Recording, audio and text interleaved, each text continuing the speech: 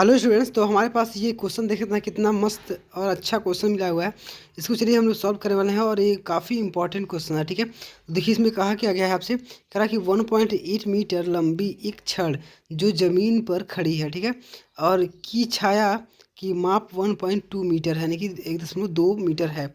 तो उस समय मीनार की ज़मीन पर छाया की लंबाई 60 मीटर है। ठीक है, तो कह रहा है कि मीनार की ऊंचाई ज्ञात कीजिए।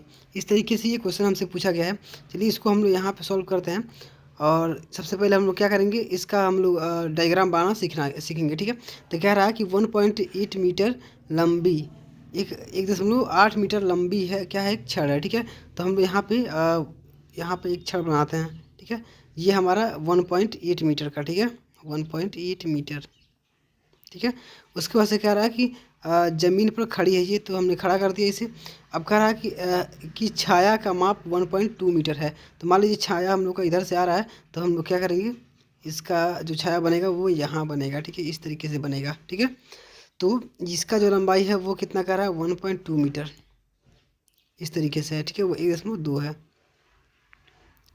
उसके बाद से कह रहा है कि उसी समय एक मीनार की ज़मीन पर छाया कितना है, 60 मीटर है। ठीक है, तो देखिए ये कैसे बनाएंगे, तो हमारे पास ये उसी समय का है ना, तो ये हमारा मीनार है। ठीक है, अब इस मीनार से हम लोग क्या करेंगे, ये जो नीचे का लेंथ पूरा बन रहा है, जो छाया बन रही उसका है कितना, 60। ठीक है, यहाँ पे 60 मीटर है, ये बताया जा रहा है। ठीक है, तो इस तरीके से बन जाएगा।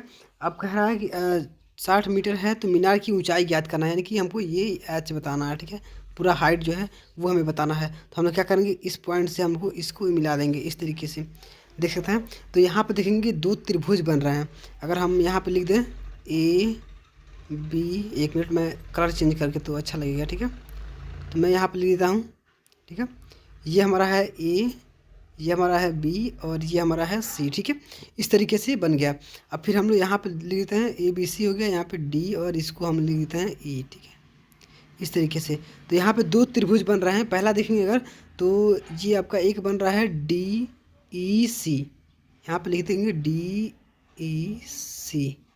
और यहीं पे एक और बन रहा है A B C, A B C. ये दो त्रिभुज बन रहे हैं। एक सबसे बड़ा वाला देख सकते हैं, ये जो है, और एक ये छोटा वाला बन रहा है। ठीक है, ये दो त्रिभुज बन रहे हैं।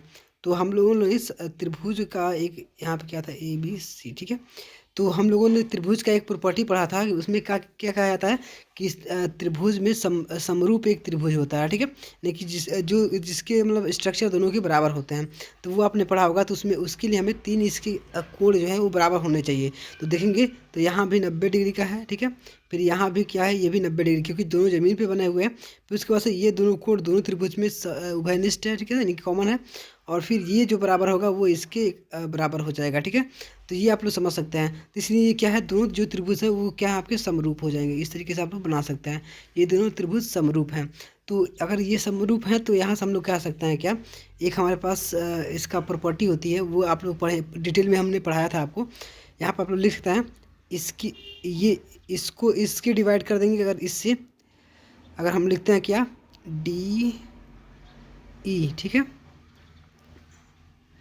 अगर हम लोग यहाँ पे डी बटा हम लोग लिखते हैं कितना, ई सी,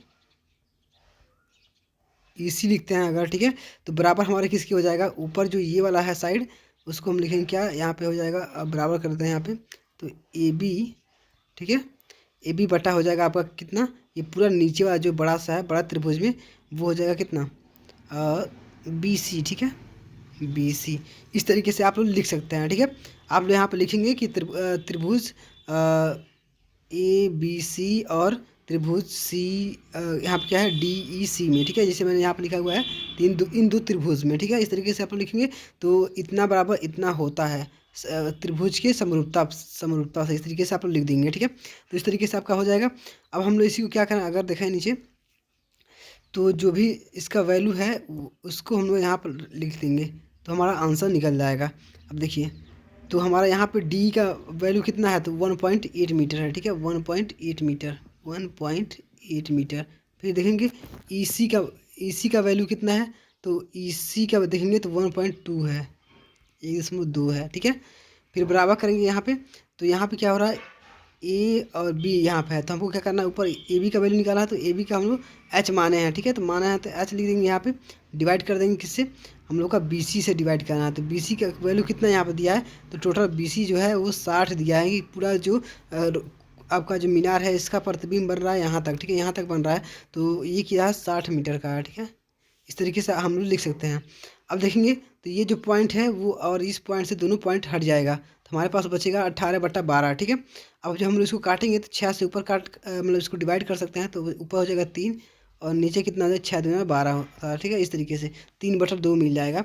और यही काम यहाँ से भी कर सकते हैं, 2 से इसको काटेंगे तो 30 बार में कट जाएगा, ठीक है। तो यहाँ तक आपको समझ में आ रहा होगा। तो हम लोग क्या करेंगे, एच जो है ना, एच के नीचे डिवाइड में है आपका 30, तो इधर जाकर क्या करेगा, मल्टीप्लाई कर देगा, गुणा कर लेगा। जगह मेरे पास कम है इसलिए मैं ऐसे लिख रहा हूँ। चलिए मैं डिलीट कर देता हूँ यहाँ पर, ठीक है।